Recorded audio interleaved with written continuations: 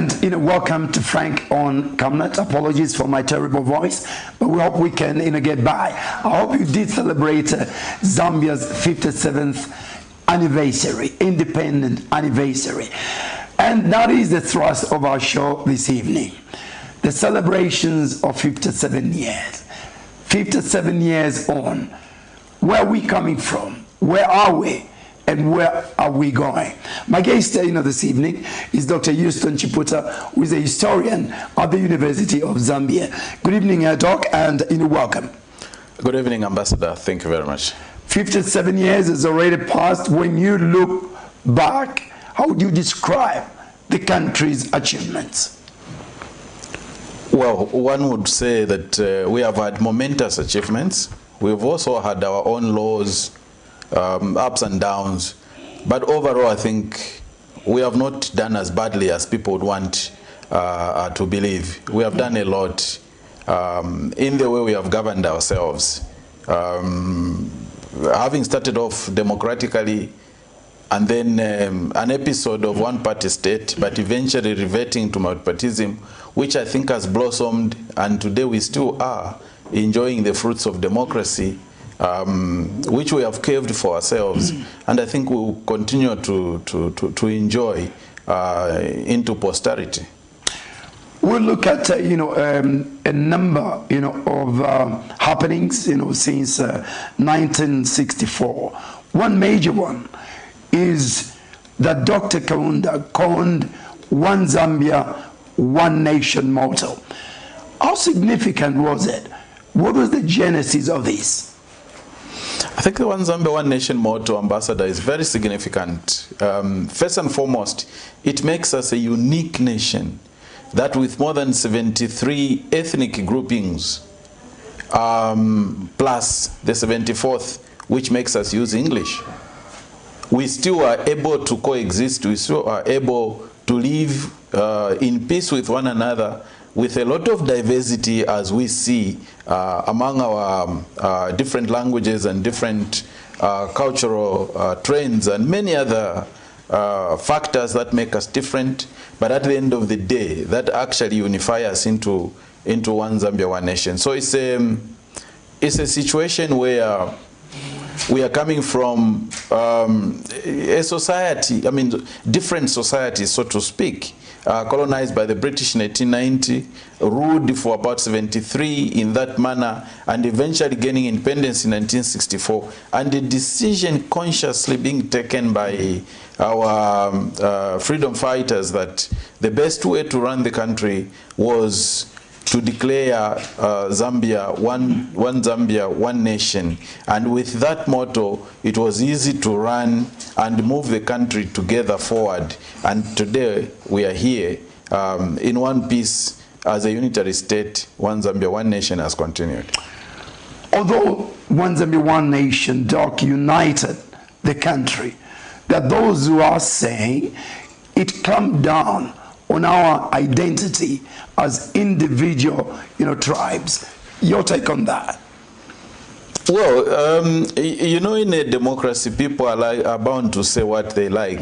But really, I have not seen, as an historian, so to speak, I have not seen any encumbrance on any one ethnic group or any one individual to express themselves. Except, of course, one limiting factor we have had is the idea of 7 official languages on radio and television. But since the return of multipartyism, the establishment of community radio, the establishment of community TV stations, we have had more languages being used on radio, we have had more languages being used on TV. And in any case, even when we still say Zambia's official language is English, when I listen to radio stations, always people say, I want to use this language, and they are allowed to use that language. And so it's not much to say that it limits our being, our ethnic identities. I wouldn't want to agree with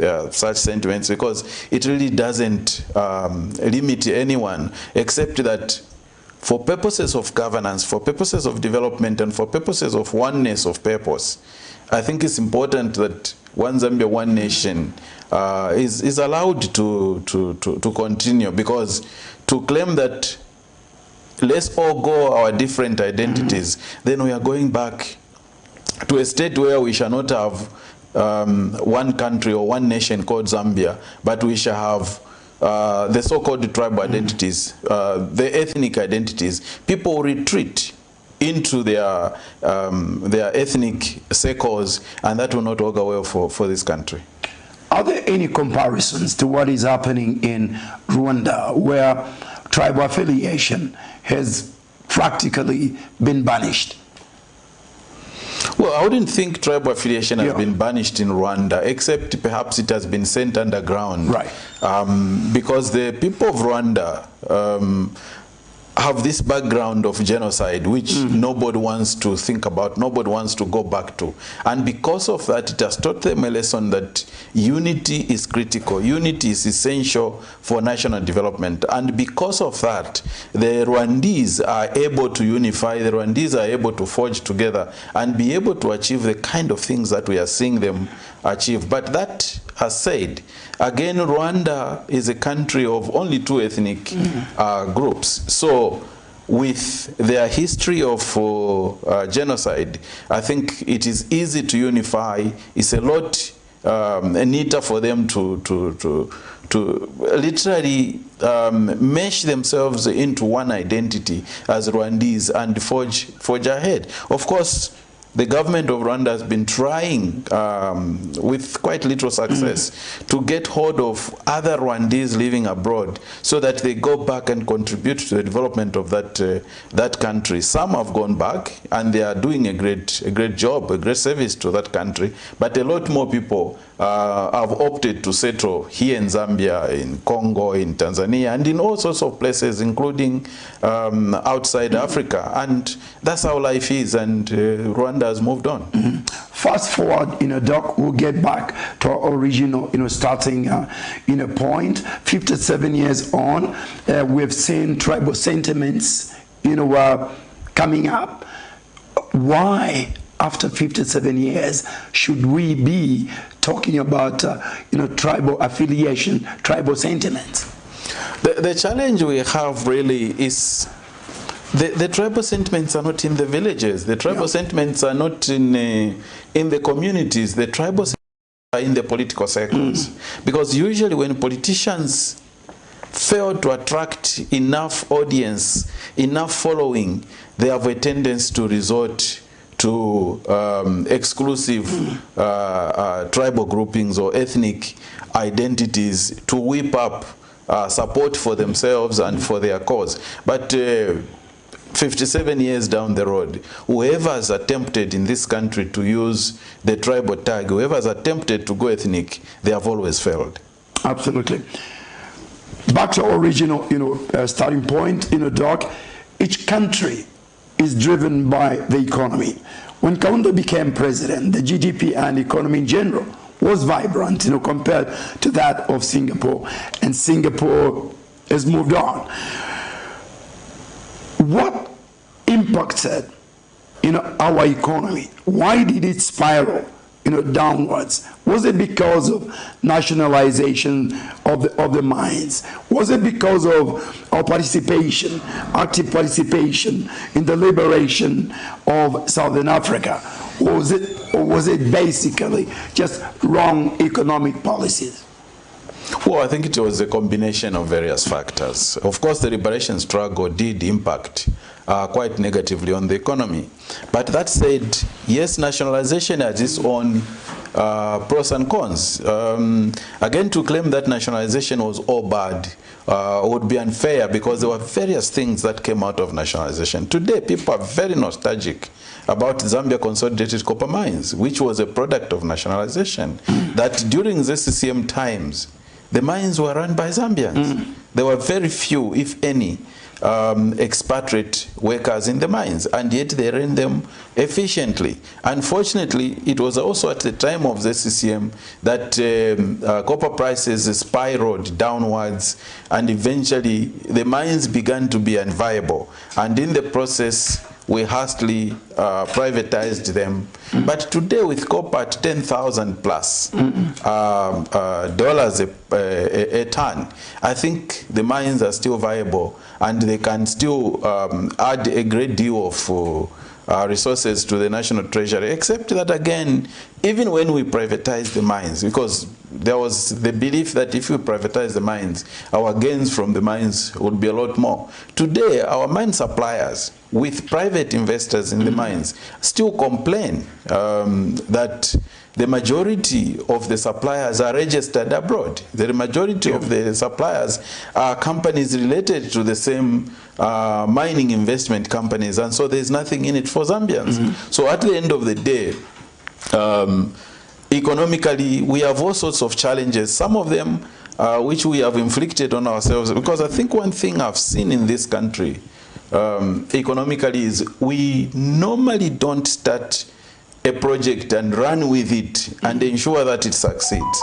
We usually want to listen to other people to tell us what to do, even when we are sure of what we are doing. Look at Dr. Kaunda's program of rural industrialization. I remember Coca-Cola was banished from Zambia, and we had Tip-Top and Tarino, and the World Bank is recorded. The World Bank admitted that when Zambia accepted to give up that project of having indigenous companies making drinks, having indigenous companies doing all sorts of things, it was at the time when we were just about to break through and make a success. But in any case, who would want an African country to be successful? So President Kaunda and his colleagues were guided into giving up the privatization, I mean the nationalistic politics that they had embarked upon in terms of rural industrialization, which if indeed they had allowed and we soldiered down, perhaps it certainly should have been successful. But its success would have meant a great deal of problems for multinationals. Because, for example, Tarino and Tip-Top would have gone international, giving a run for their money to Coca-Cola and other international brands. So they were advised to debunk those, they were advised to give them up, they were advised to bring back Coca-Cola, and so Coca-Cola came back. Tarino, for many years, Tarino bottles and Tip-Top bottles were packed outside Copperbelt Bottling Company near KMB in Kitwe for many, many years. Yeah. And so that is how we eventually have lost out. We'll be looking at the impact of the liberation, movement very shortly, Doc. After introducing One Zambia, One Nation, Dr. Kaunda went on to introduce humanism. What was the essence of humanism?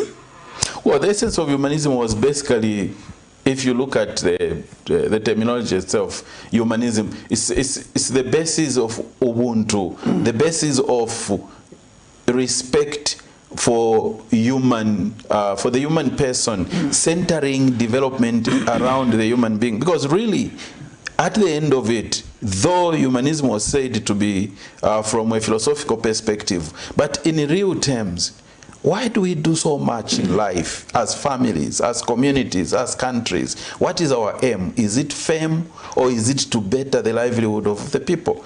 The key point is to better the livelihood of our families, the livelihood of our communities, and indeed the livelihoods of our citizens. And if that is the point, that was the central focus of Dr. Kaunda's humanism. Let us put man in the center, or the human person, because of gender matters nowadays. Let us put the human person in the center of all the activities that we do, because we need to promote the human being, the well-being of the person. That was the essence of the philosophy of humanism as espoused by Dr. Kaunda. He took us into participating actively in the liberation of Southern Africa. Did we pay a worthy price? Doc, the economy, suffered. Was it a good decision, that he made? I think it was a good decision. From a geopolitical point of view, you see, the liberation struggle was going on in Mozambique, in Zimbabwe, in South Africa, in Namibia, in Angola, and in Mozambique. And there was a civil war in Congo until 1965. So literally, we had only two neighbors that were peaceful, Malawi and Tanzania. Everywhere else, it was trouble. And so we had to make a choice. Our political leaders had to make a choice. To pretend that all was well, stay aloof, and watch the situation boil and explode around you, which was extremely difficult. Other countries, Kenya, for example, had the luxury, Malawi even, they had the luxury of avoiding getting entangled because they were not surrounded, but we were surrounded. So the choice we had to make, whichever way we looked at it, even if Zambia had chosen not to have anything to do with the liberation war, by virtue of us being surrounded, we eventually would have been sucked into it. Perhaps we would have been sucked in where we would not have been in control, because we would have had to respond either to fighting crossing over into our country, or we would have had to respond by literally defending ourselves and our citizens. So I think the leaders at that time thought that apart from being Pan-Africanist in terms of wanting the whole of Africa to be free, they also had to make geographical considerations that the situation around us was terrible, because if we chose not to, and these countries liberated themselves, how would we relate with these countries today? If they are not grateful, as some of them are, I think that is not our problem. Our biggest accolade is the fact that we suffered so much, we did so much, they got liberated, and in the process, they are free, we are also free, and we can now engage in free trade. You can cross into Zimbabwe anytime you want, into any other country, Angola, Mozambique, and do anything you want as long as it's lawful. And that is what our leaders at that time thought was possible, and it indeed reached fruition. So I wouldn't think that we made a mistake, the leaders of Zambia made a mistake to have engaged in the support for liberation. It was the situation of the moment that militated that they had to take such decisions. Doc, undoubtedly we paid a high price, economically. Even sanctions were imposed, on us, which took a toll, economically. Shouldn't have Dr. Kaunda negotiated for compensation from these countries when they got liberated, and indeed even going to Britain to ask for compensation? Let me start with Britain. Right. I think the British situation is quite it's quite funny. Yeah. Because when in November 1965, the rebels in Rhodesia, the white regime, declared the unilateral declaration of independence. They declared independence without permission from Britain, without authority from anyone but themselves. Sanctions had to be declared, and Zambia was requested by the British government to declare sanctions against Rhodesia on the promise that if there were difficulties, the challenges would be resolved by the British helping the Zambians. Unfortunately for us, after declaring sanctions, Kaunda and his cabinet went to the British and said, look, we agreed to declare sanctions. We are a new nation, barely 1 year on the ground. We need to find our feet. Can you help us? The answer from the British was that after all, Zambia's economy was so strong, they could stand on their own and be able to withstand the challenges that came with the closure of the border and the declaration of sanctions. So in that regard, we began with challenges. In terms of asking for compensation, the challenge was, at the time of the liberation struggle, there were no governments that one would negotiate with and say, okay, we shall support you to this level. When you get independence, this is what we shall expect you to give us back. There were only liberation movements. Of course, they were based here, like SWAPO, like the liberation movements of Zimbabwe, Frelimo itself, Mozambique, what's this, the UNITA in Angola, and others. At the time, I think it was more of benevolence rather than economic gain. Yes, we were cognizant of the fact that our economic challenges were huge, but it was a sacrifice that then was thought to be worth paying, and we paid in blood for the liberation of these countries. And just as well that we did. Shouldn't you have expected these countries in a dock to give us a golden handshake for all that we did for them on their own? I think most have.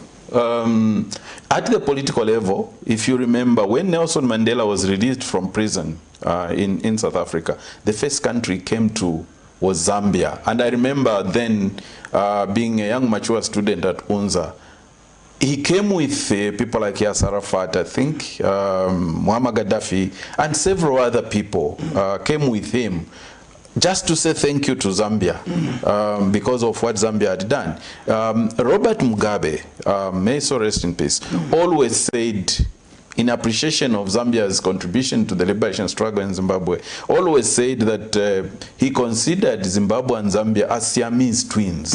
And I think President Mnangagwa has continued to echo his predecessors' views. So, yes, really at the political level, I think there's been a lot of appreciation. Samora Machel, before he died, if you remember the issues that they used to grapple with in Mozambique, the frontline states meeting in Mbala, which eventually, out of which, on his way back to South Africa, I mean to Mozambique, Samora Machel died in a plane crash together with our ambassador to that country. Now, when you look at all these, you can see that at the political level, there has been a lot of goodwill, there has been a lot of appreciation. As to whether or not that has seeped down, that has permeated the ordinary people on the ground, particularly the youth who may not have even been there. And in South Africa particularly, I have heard sentiments like, in fact, they don't refer to their colleagues, fellow South Africans who were in the liberation struggle living abroad, like in Zambia, Mozambique, Tanzania. They always refer to them as people who were in exile. Now, a person in exile is different from a freedom fighter living in another country, because being in exile simply means you are away from your country. You may not even have anything to do with your country. But these were people who were in exile because of liberation. These were people who were outside South Africa because they wanted their colleagues who were back home to be liberated. And so, yes, at the grassroots level, there's very little appreciation of the efforts Zambia put into the liberation. But it's up to those governments to educate their people. But also, it's up to the governments in the sub-region. To what extent do they value history? What extent do they put this in the history book so that the people are able to read and say, yes, for us to get Chimurenga going, we had to cross from Mozambique into Zimbabwe, from Zambia into Zimbabwe. For us to be liberated in Mozambique or Angola or Namibia, there was a lot we had to do with Zambia. But yes, at the political level, like I said, there's a lot of appreciation. But as to whether that has permeated to the ground, to the grassroots, I think that is not, that is what we have not seen much of. When you look back at Kaunda's reign of 27 years, what stands out as his key major achievements and also, failures? And in saying so, do you think he overstayed in office? Achievements. Well, the liberation of Zambia, first and foremost, was the greatest achievement. Other achievements had to do with declaring Zambia, the Zambian education system free, the Zambian health provision system free, because that enabled a lot of Zambians to access education, a lot of Zambians to begin to access health care. The nationalization that many people have demonized also created a lot of employment for Zambians, but it was also a training ground for a lot of Zambian technocrats in management, because a lot of parastatals were given to Zambians to manage, and most of them were managed very well, and some of them eventually, including, for example, pilots from Zambia Airways. Some are still flying planes in India, in Europe, in America. Engineers from Zambia Airways, engineers from all sorts of places, institutions that were under the parastatal sector then, a lot of them are working abroad, including South Africa. A lot of teachers, lecturers, doctors, all sorts of people educated out of the free education system. And because of that, you can attribute that to Kaunda and his colleagues as having been major successes. Failures. I wouldn't want to say they were failures. I think they were weaknesses or challenges. But more so to speak, let us say, weaknesses. The decision to go one-party state, I think, was a minus on the part of Dr. Kaunda, who had started off very well as a democratic person, ending up being labeled among Africa's worst dictators because of having declared one-party state. Though again, when you look at the one-party state, generally the press was not as suppressed as one would want to think. I think you were in the media then. Absolutely. You had a free ride at ZBS and the People at Times of Zambia, Zambia Daily Mail, and a few other newspapers. Though, of course, private media was restricted, and that was another weakness that we saw in the one-party state. So overall, yes, there were weaknesses, but I think the successes did outweigh the weaknesses of Dr. Kaunda, and eventually he gave in, and we ended up returning to multipartism. A rider, to that, the return to multipartism after 27 years, of course. Was this,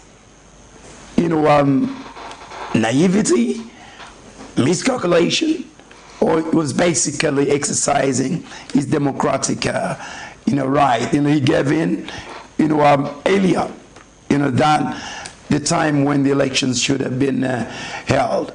Was this naivety? Well, ordinarily, or miscalculation? Ordinarily, we should have had elections in 1990. Yeah. But in 1990, Dr. Kaunda opted to return to multipartism. Well, there may have been a bit of naivety on his part, because when, I think in December 1990, he was signing the constitutional clause that repealed Article 4. I think I remember Dr. Kaunda said the following things. I, Dr. Kenneth David Kaunda, signed the repeal of Article 4. They can now form their small political parties. I think on that aspect, he was naive, because he thought that if people formed their small political parties, as he called them, they were not going to be strong enough to unseat him. He was still going to win the elections. But having said that, prior, and in fact throughout his rule, I remember Dr. Kaunda always said, he was a Democrat through and through, and whenever Zambian people would want him to leave, he would oblige and leave. And I think he lived up to that statement, that when eventually he lost the elections in 1991, he obliged and stepped aside. Have we given, Kaunda adequate recognition, as a country, as Africa, and as the world? Why do I say this? I mean, when you look at the recognition that has been accorded to Nelson Mandela, is obviously bigger than the way the world has looked at or recognized Kaunda. Why? I think one has to dig very deep to understand why Dr. Kaunda was even denied a Nobel Peace Prize, for example. And it was given to other people who perhaps one would say never measured up to the stage of Dr. Kaunda in terms of contribution to world affairs. The reason is simple. Those that recognize in the West, in the Western countries, in the USA, Germany, France, Italy, Canada, USA, Britain, and other such Western capitals. Now, those are the people that recognize these people. Those are the people with influence who raise the stature of all these other people, and these are the people who raise the stature of Nelson Mandela. I was watching a video today about Nelson Mandela being asked all sorts of questions in the USA, attended by 1,000 people. And the answers he gave, to say the least, were excellent. But then, yes, Nelson Mandela, because he was seen, even if he fought apartheid, he was still regarded as a pro-Western person. He was not in the same mode as Dr. Kaunda. Dr. Kaunda's mode was because of his support for the liberation struggle. And mostly the liberation struggle was supported by China, was supported by Russia, was supported by Cuba, was supported by Libya, Algeria, these which were seen as socialist-oriented countries. And so that put Dr. Kaunda in crossfire because of the view of the Western countries regarding the socialist bloc. That aside, Dr. Kaunda was also seen, I mean, he himself expressed his contempt for the mistreatment of the Palestinians by Israel. Now, Israel is a blue-eyed boy of the USA.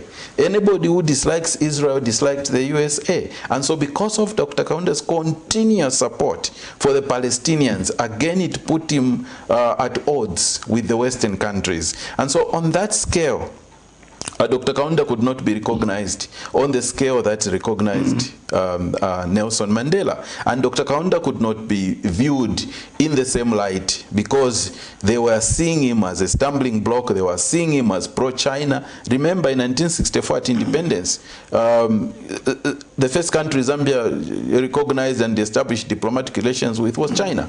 And so because of that, and China had already been expelled from the United Nations, and Kaunda began to champion the return of China to the United Nations, and it was achieved in the early 70s. And so all those things put together made Dr. Kaunda look bad in the eyes of Western countries, and also his fight against capitalist countries where capitalism had entrenched its multinationals in Zimbabwe, in South Africa, in Angola, in Mozambique, in Namibia. His fight against all that put him at cross purposes with the Western countries, so they could not accord him that recognition, even if he deserved it. And so he did actually deserve that.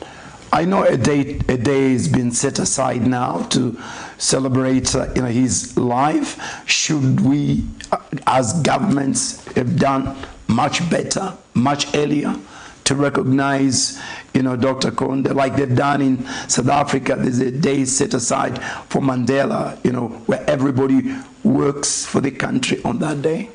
Yes, I think in Kenya I also know they have Kenyatta Day, dedicated to Jomo Kenyatta, and I'm not very sure about Tanzania and Mwalimu Julius Nyerere. But yes, in South Africa they have dedicated a day to Nelson Mandela. I think rather than castigating ourselves as to not having done this or that, it's never too late to take any action. And the fact that now President Lungu decided that we must have a day dedicated to Dr. Kaunda, I think for me, it was a very good decision that was taken by the Zambian government. And so we have now also a Kaunda Day. Like they have Kenyatta Day, Mandela Day, and everywhere else they have all these other days that they celebrate the exploits of their heroes. And so we will celebrate the exploits of our hero, Dr. Kaunda, and his colleagues. I'm talking to Dr. EUSTON CHIPUTA, who is a historian, 57 years on. When we come back, a new era begins with MMD. Join us very shortly. Africa is rising to a new dawn of integrity and accountability. Are you tired of being swindled or buying fake or illegal properties? Would you like to sell or buy genuine property? Would you like to list your property on both local and international market? Don't waste your time. Call the professionals, the SGK Properties, on +260 762 166 018. SGK Properties. Your business assurance is our priority.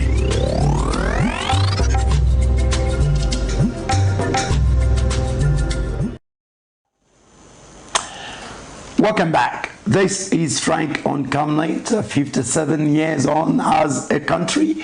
We've been looking back where we're coming from, where we are, and where we are going. I'm with Dr. EUSTON CHIPUTA, a historian at the University of Zambia. 1991 sees a new era. President Kaunda and UNIP lose the election. MMD and President Chiluba win the election, and Chiluba becomes president. A miscalculation again. I go back to the question of Dr. Kaunda. Did he miscalculate how unpopular he had become, and was he shocked about losing the election? I think he was shocked. A colleague of mine, a fellow lecturer in the University of Zambia, tells me that when the election results came out, Dr. Kaunda called one of his confidants, who shared the name with him, Mr. Kaunda, and asked him what he thought about it, whether they were losing the elections or not.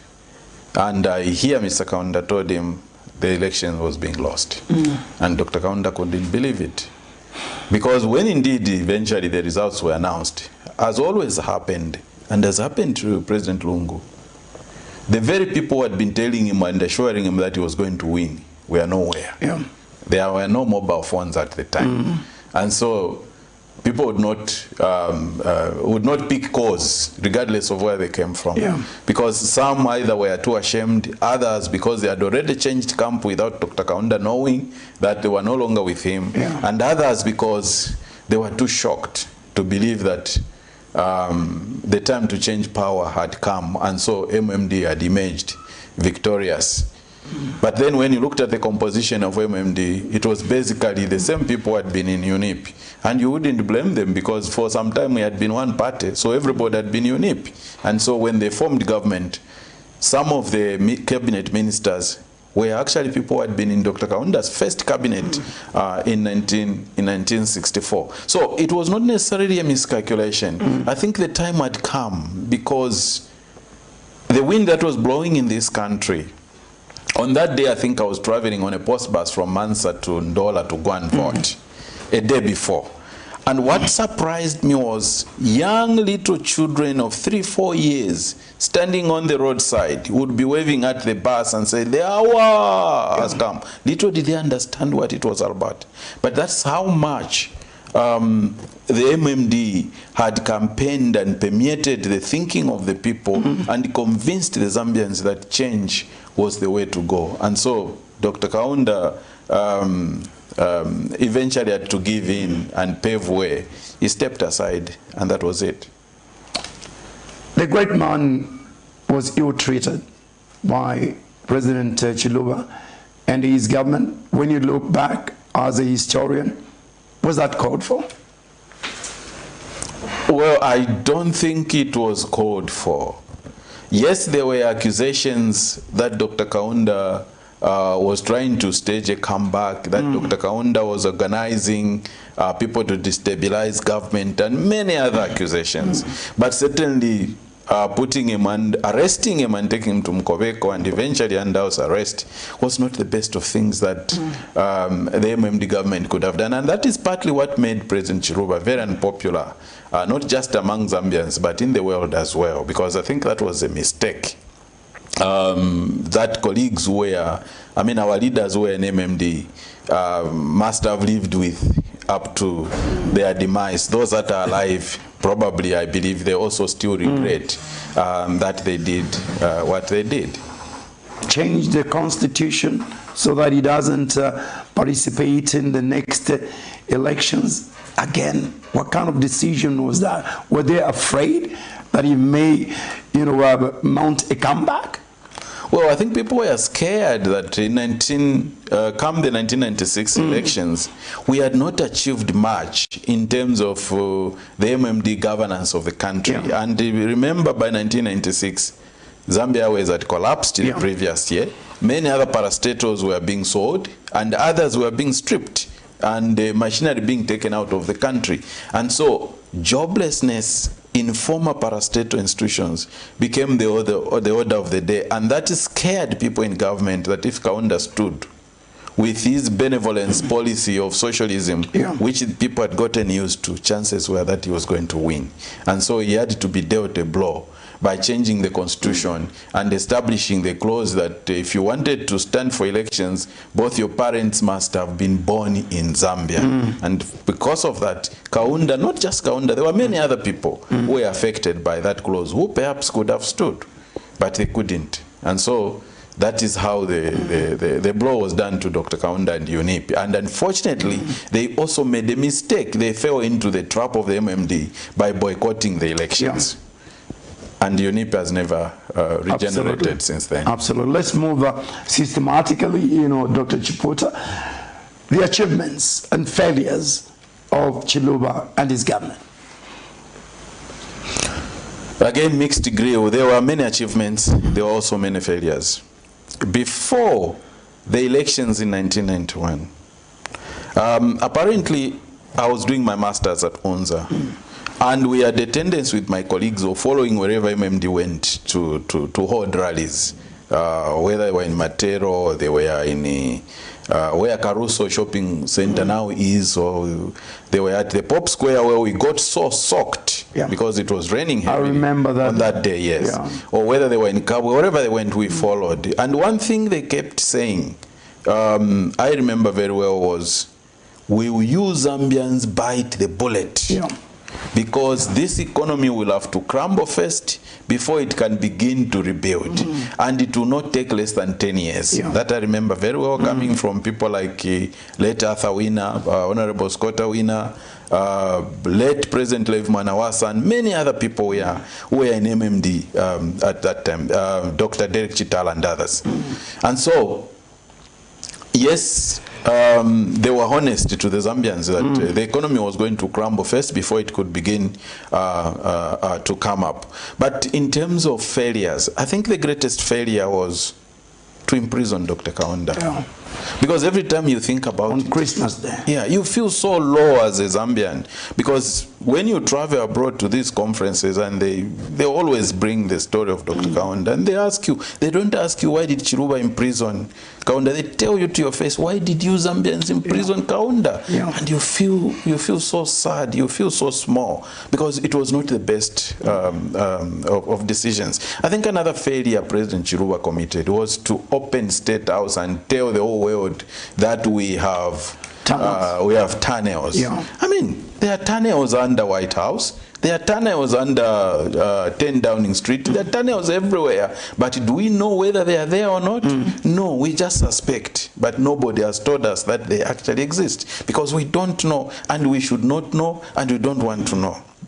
But here we are, you walk into State House, you step on something, you hear a sound, you think, oh, those are the tunnels he was talking about. So it's a hollow house. It's not as much of a confidential office as it is supposed to be. And that is why some people afterwards, some leaders, I think it was President Rupia Banda, whose people thought that perhaps we could raise money and build a different State House, which I think in a way was justified. Because, I mean, if the president is surrounded, should we know how he's going to escape? Because if the president doesn't escape, then we can't escape as a people. So we need to secure the life of the head of state every minute, 24/7. And if you lay bare the issues to do with the presidency, then you have challenges. I think that was another weakness. That it actually came to haunt Dr. Chiluba, because there was a coup attempt, and exactly. he had nowhere to run to. Exactly. Yeah.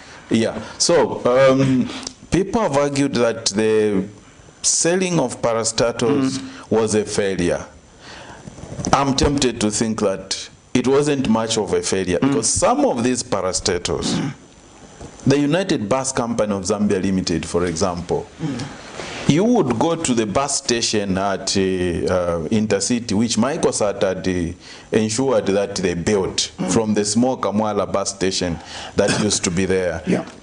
You were lucky if you got on a bus and sat down. Yeah. Instead, traveling to Luapula, for example, you would stand on a bus from Lusaka up to Serenje. If you are lucky, you were standing on one foot, on another foot, on one foot, and you go to Serenje. Then perhaps some people disembarked, then you could have a seat.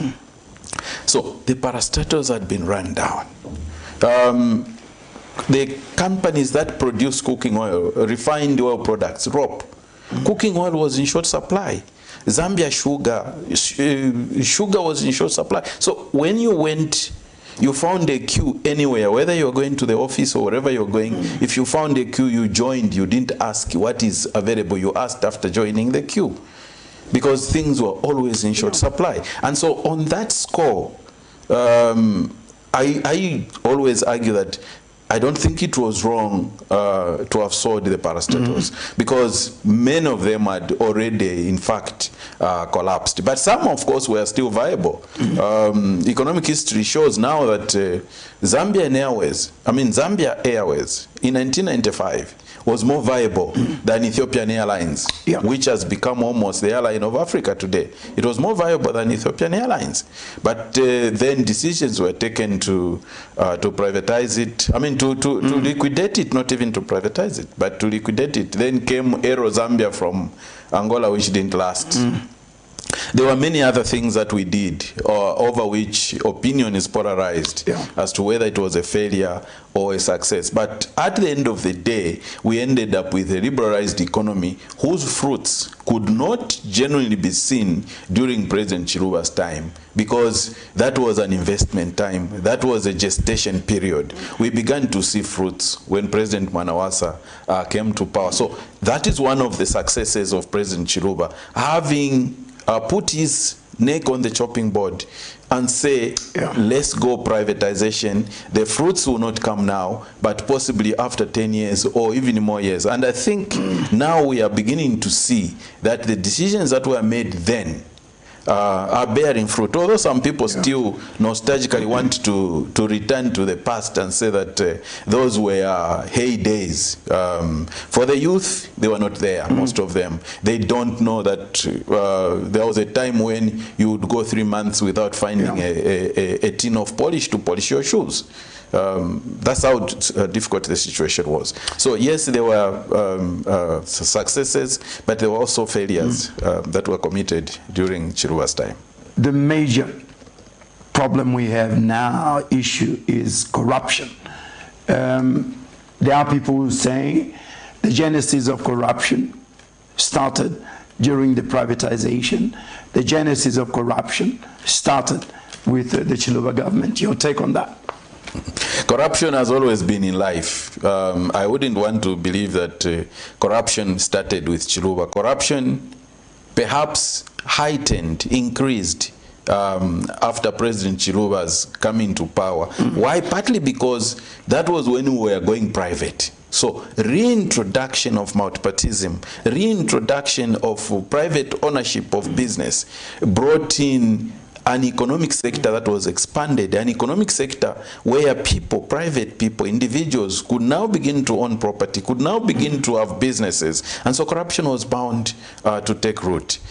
Apart from that, corruption also was there under UNIP, because the Anti-Corruption Commission itself was set up under President Kaunda. It was not set up after President Chiluba came to power. It was set up before that, because corruption was endemic even then, except that because we were dealing with parastatals, because we had a leadership code which prohibited public service workers, which prohibited civil servants from owning property. Even ministers under Kaunda did not own property, not even a taxi, because if we are found to own one, you were given a choice to leave government or to give up the taxi or whatever other Kantemba business you were running. And so because of that, it was possible to think that there was no corruption, because perhaps corruption could be when it came to suppliers perhaps wanting to have this or that contract. But in terms of President Chiluba's leadership, the economy began to expand. The sectors also began to increase. And so chances of people now becoming entrepreneurs and wanting to go further ahead of others at the expense of the state, at the expense of other people, the chances increased. And so we tended to think that corruption came with President Chiluba, but it had been there even before that. Declaration of Zambia as a Christian, nation. Your take on that? Well, again, polarized was that situation. Some academics, to date, my colleagues argue that and have written papers and dissertations and theses on it, that it was a mistake to declare Zambia as a Christian nation. But they have not argued that it's, for example, a mistake to have Iran as an Islamic republic, Pakistan as an Islamic republic, and many other countries that are Islamic republics.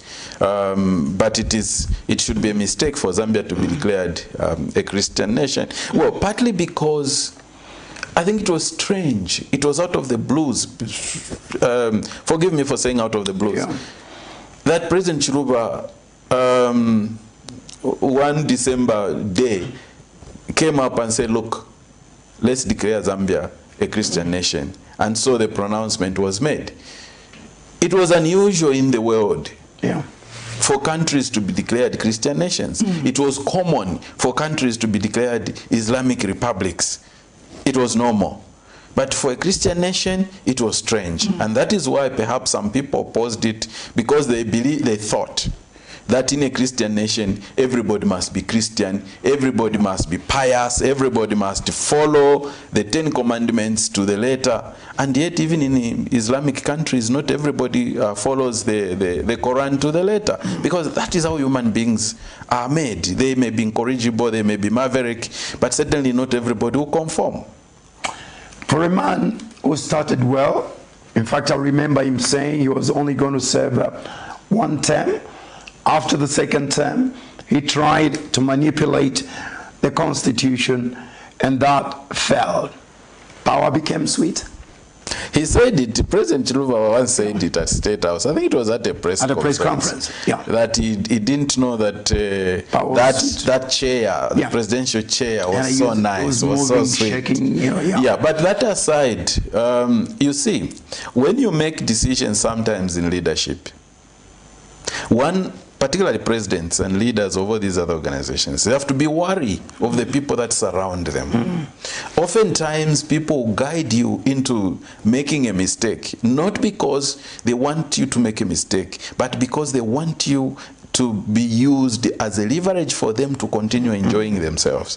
Probably there were people around President Chiluba who must have been telling him, no, you can declare a third term, no, you can go for a third term, no, you can still rule. How about all these?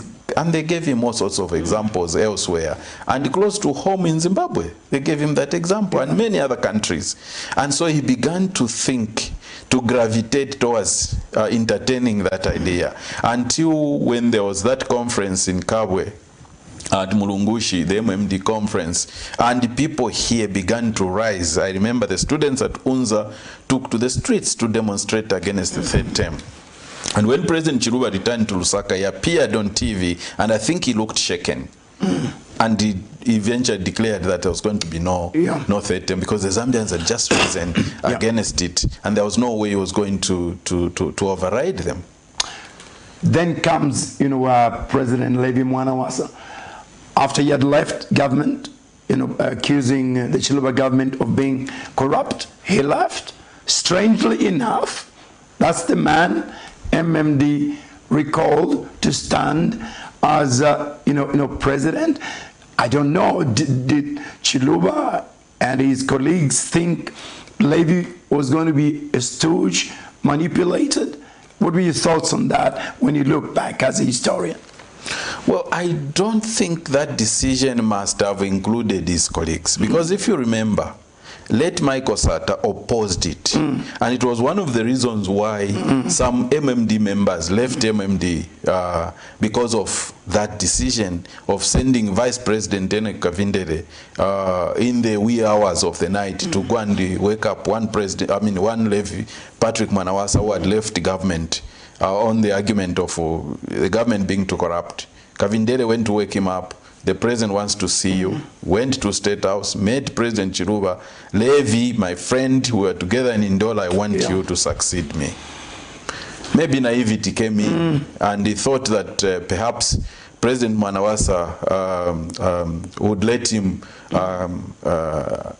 retire out of politics in peace and quiet, and yet that was not to be. So I wouldn't think. Yes, there could have been some lieutenants who again must have toyed with the idea of who is the person we can likely nominate to succeed you, and they settled for President Manawasa, which again brings to mind the view that in democracies, unless you have a clear succession system where, like in our constitution now, if the president leaves power for one reason or another, or at the end of his term of office, the second term, automatically for that political party, the vice president, if endorsed by the political party, will certainly stand. So it brings to mind the fact that sometimes it's advisable to allow the system to run its course, so that the party comes up with their best candidate who must represent the party at the elections, rather than the president himself deciding against all odds, because the decision to put President Manawasa there was against all odds, because there were other people who were vying for that position. Enoch Kavindere himself was vice president. Michael Sata was, I think, minister without portfolio. And there were several other eminent personalities who could have easily stood and won the elections, if possible.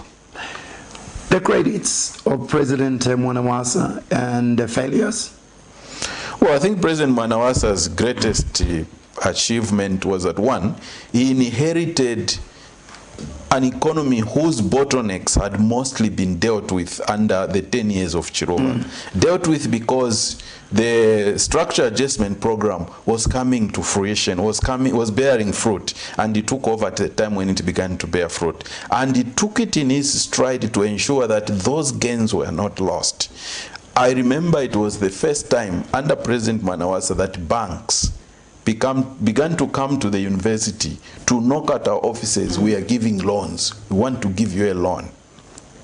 Because President Manawasa ensured that, which is the argument people are putting up now to the Minister of Finance, that the state should stop crowding out all the cash from the banking institutions and leaving zero for the private sector, because that makes banks charge very high interest rates, because they are very little to lend to the private sector, whom they are not sure whether or not they will pay back. They would rather lend to the state, who they are sure is automatically going to be paid back. And so President Manawasa began to withdraw from getting so much money from the banking system, and that allowed the private sector to begin to borrow. And we began to see individuals, we as Zambians, began to borrow money from banks, because the interest rates also went down, and people could borrow to build, people could borrow to buy cars, and a lot of things began to work in the right way of doing things. What was his major, I don't want again to say his failure, his weakness. I think the understanding, the belief that Chiluba had stolen so much money and it was stashed away all over the world. I think that was a mistake. Just like President Chiluba had believed that Dr. Kaunda, and it was part of the 1990-91 campaign, that Dr. Kaunda had stolen 6 billion and it was hidden somewhere, and they never found it after taking power. So the same, President Manawasa must have been fed with information that Chiluba had stolen so much money, and also because he himself, Dr. Manawasa, had left government on the basis of corruption.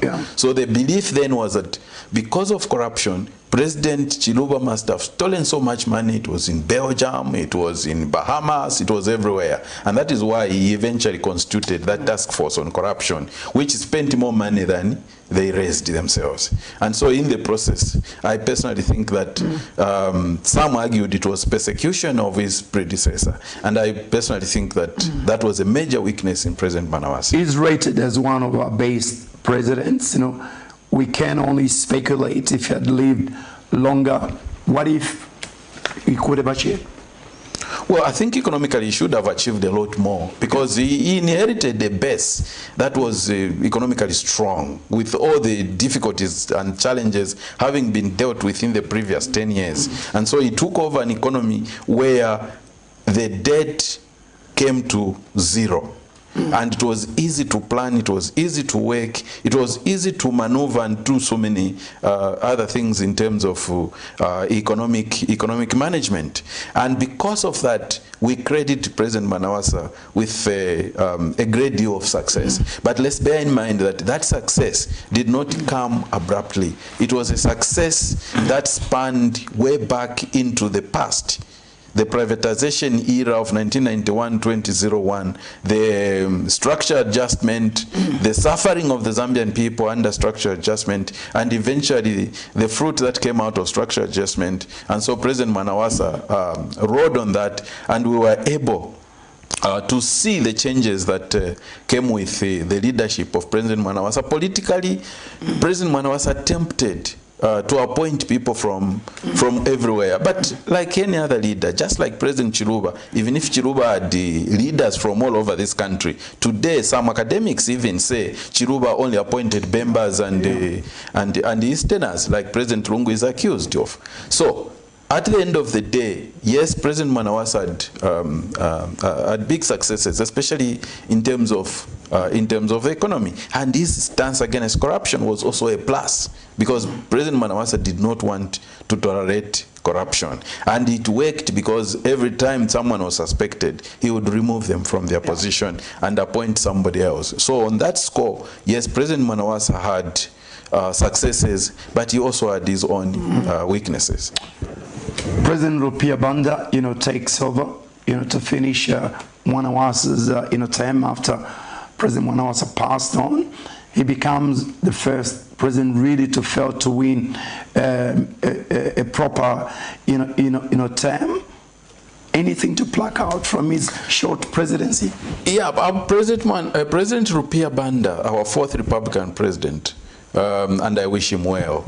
He was on TV on Sunday interview, and he came out very, very well and very nationalistic, which was excellent for some of us. Yes, President Banda took over after President Mwanawasa died in 2008. Unfortunately, President Banda took over at a time when sentiments were getting mixed. And Michael Sata was on the scene and painting the Mwanawasa government black.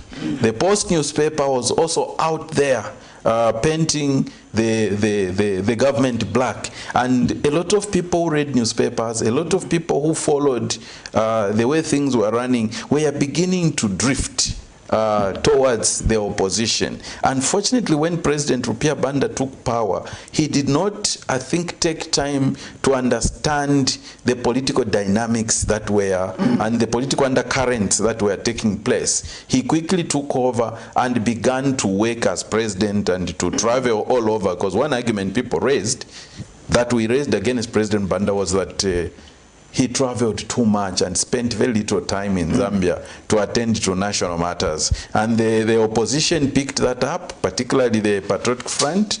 They drummed it into Zambians. The Post newspaper helped, and other media also helped. And eventually Zambians got convinced. In 2011, President Banda lost elections, although when President Banda lost elections, the economy was still very strong. It was still very strong.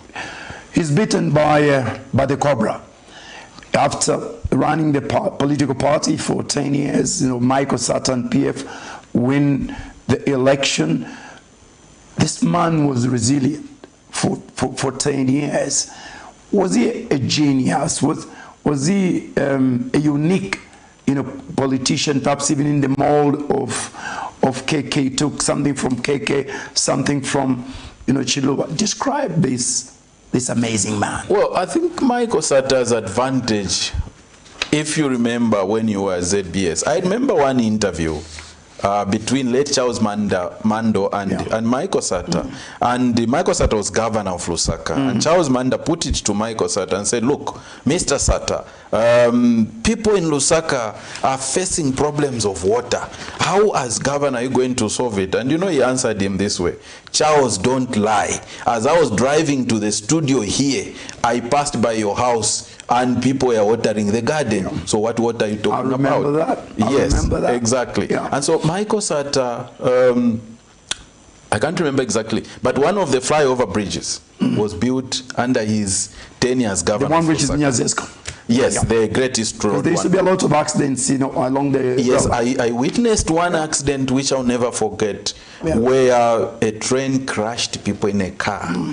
And it was not the best of sights to look at. And so when that flyover bridge was built under Michael Sata's governor, when he moved the bus station from Kamwala, where a lot of stealing used to take place because the place was too small and too congested, and built intercity bus terminals. And when Michael Sata also introduced buses for Lusaka City Council employees, he solved problems, and people had things to point back to and say Michael Sata is an achiever. And so when he began to speak against both President Manawasa and President Banda later, he had a background to refer to, a background of success, a success story that he had to refer to, and people could believe him. And when he produced those small social media audios like my father was a cook and things like that, he literally identified himself with the ordinary grassroots, with the ordinary people, and he became a darling of the people. And hence, in 2011, difficult as the situation was, because the economy was still very strong, but he was able to convince Zambians that there would be more money in their pockets, there would be less taxes, there would be more money for education, and things like that. And eventually, MMD lost elections. He's credited with starting the infrastructure, whilst others, point at his haphazard way of handling, things. Again, your take on these two issues?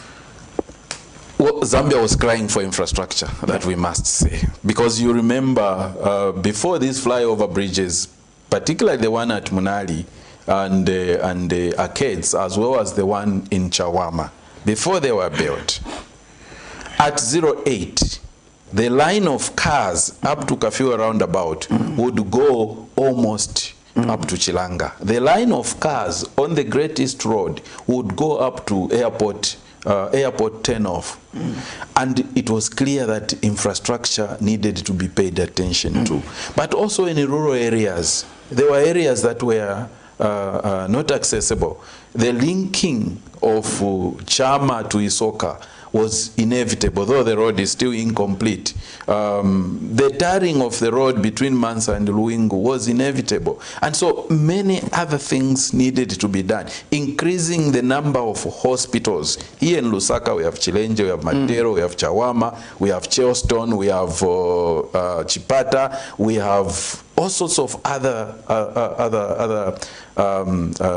medical institutions, scaling up UTH itself, building other hospitals elsewhere outside Lusaka, all these things. And also because of his ideas that we needed more public universities so that we would go beyond the UNZA and CBU. And so today we have UNZA, we have CBU, we have Mulungushi, we have Mukuba, we have Chalimbana, we have Nkrumah, and several others. And the private sector also took it upon their stride to also come in with like University of Lusaka, Zambian Open University, and many other universities also followed suit and they increased their base. And so secondary schools, colleges also came up, so that eventually what we have, yes, we have some roads that have since deteriorated. The Mongu-Lusaka road, especially Mongu road after I think Tobacco Board of Zambia going to Mongu, it's a disaster. The Kazungula road to Sesheke is a total disaster. But That aside, the Kafue Mazabuka Road, which used to be a disaster, and we used to have a lot of accidents at the junction of Chikankata. I think that has been attended to. The road to Chirundu also was resolved, and of course many other things I may not be able to mention in a short spell of time. So a lot of things changed, a lot of infrastructure was put up, but of course at great cost, because there's nothing for free. There's nothing like free lunch. So a lot of money was borrowed and poured into the infrastructure. Some of the money, we have been told, it did not find itself in the right places. It ended up in people's pockets. We are yet to hear the courts prove that to the nation. As we hear now, we have a spirited fight against corruption, and money stolen will all be recovered, which I think is very good for this country. But at the end of the day, Michael Sata, short-lived as his term was, I think left behind a legacy of wanting to connect Zambia so that Zambians could begin to invest, of wanting to build infrastructure and other structures so that Zambians could have his access to health, his access to education, and many other things could be resolved. And his successor, President Lungu, took over and continued. I'll ride on out to that. You've already, touched on President Lungu, who took over after wrangles, between his camp and that of Guy Scott, and he went on to win, the elections. How would you define, his tenure as president? Well, I think his tenure was both problematic and also easy riding for some people. Easy riding for those that got jobs from President Lungu, because President Lungu rarely fired people. Even when out in the community, it was clear that some misdeeds had been done. As long as the president didn't have that evidence, it was merely speculative. President Lungu did not fire someone. And so because of that, I think there was a tendency among some of his colleagues to take advantage of the situation and to do certain things that were not in accord with the requirements of the head of state, and to do things that were at cross purposes with the requirements of the constitution, with the requirements of the development of the country. And so there were weaknesses that we could see in the leadership of President Lungu, because perhaps he was too tolerant, or perhaps he was too democratic, and in the process some people may have taken advantage and done certain things that were not correctly done. In terms of achievements, he picked up President Sata's vision and moved the mantra of infrastructure further and fulfilled a lot of them. I know that the flyover bridges that we have on the Great Road may not have been in the mind of SATA, in the manner they have been implemented. SATA had something else in mind. But the fact that they were built, the fact that they have eased the congestion on the roads, both on the Greatest Road and in Chawama, and also thirdly, even in Long Acres, where we have that beautiful winding flyover bridge.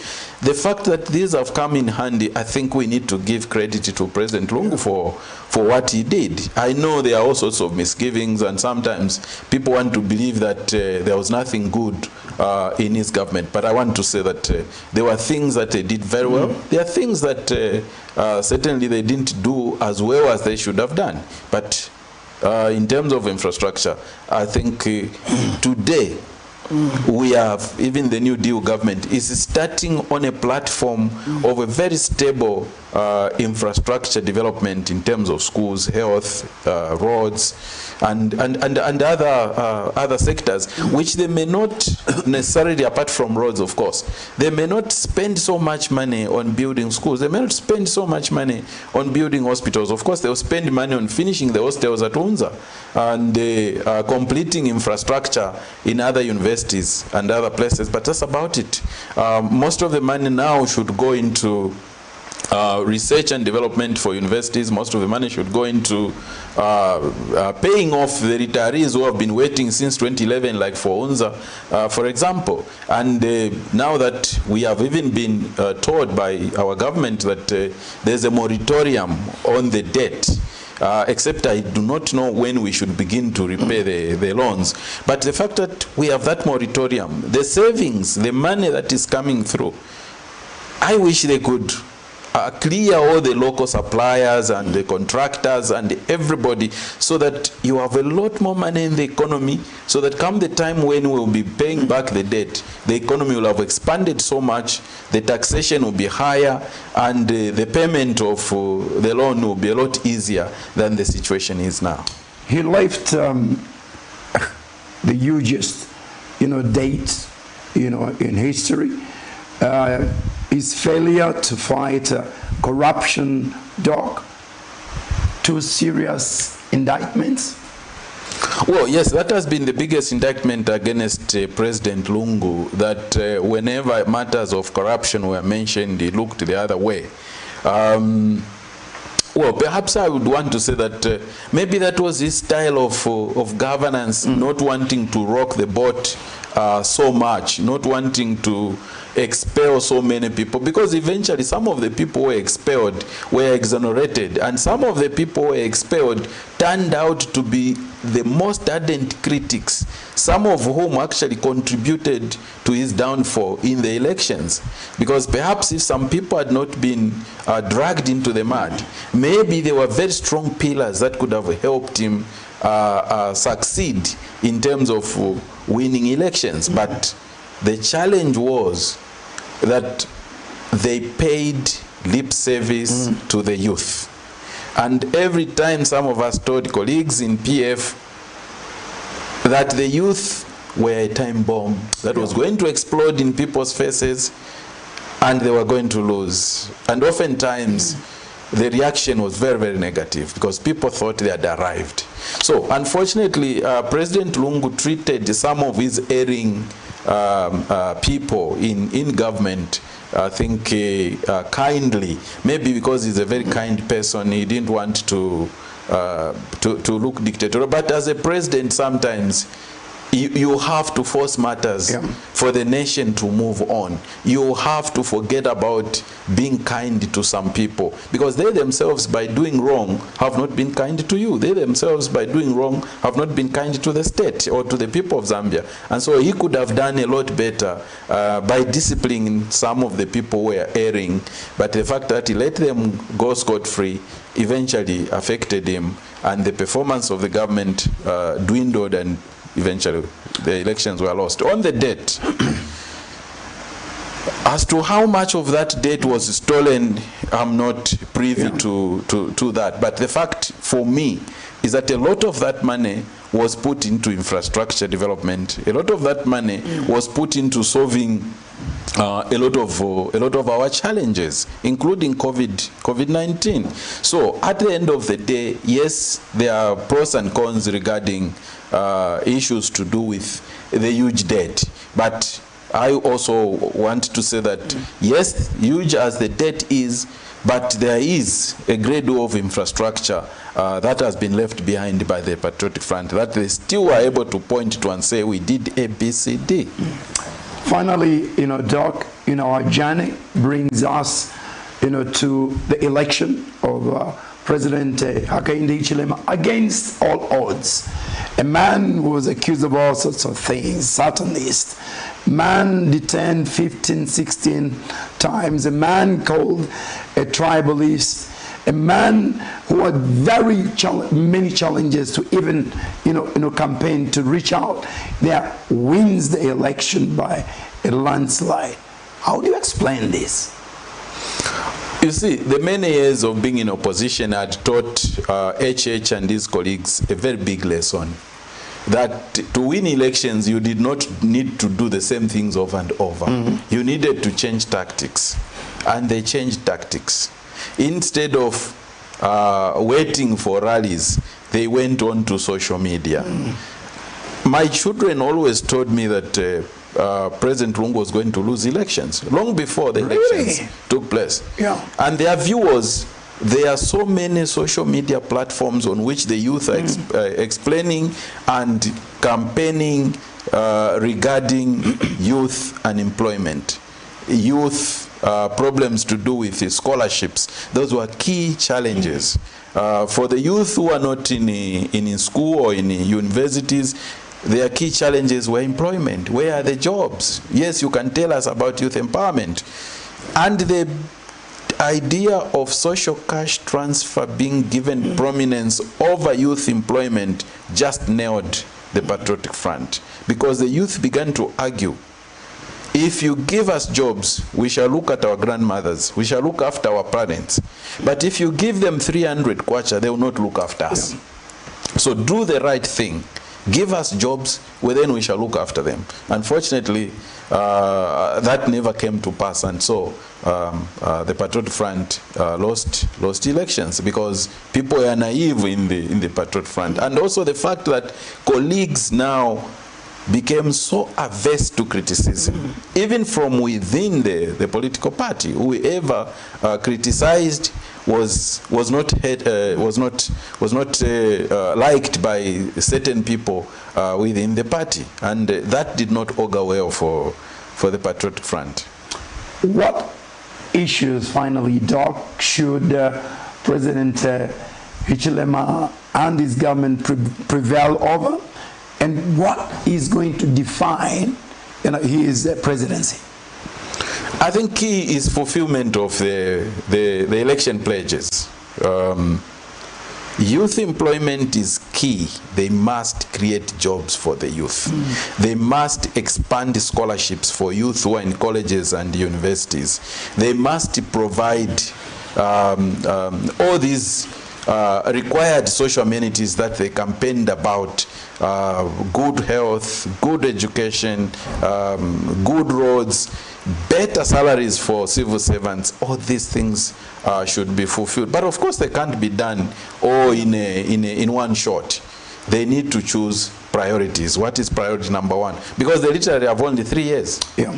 Priority number one is youth employment, and with it is tied the issue of paying off suppliers and retirees. Because you see, if the government decides to pay off retirees and suppliers, these are people who are already in the economy. They will create jobs. They will help the government create jobs.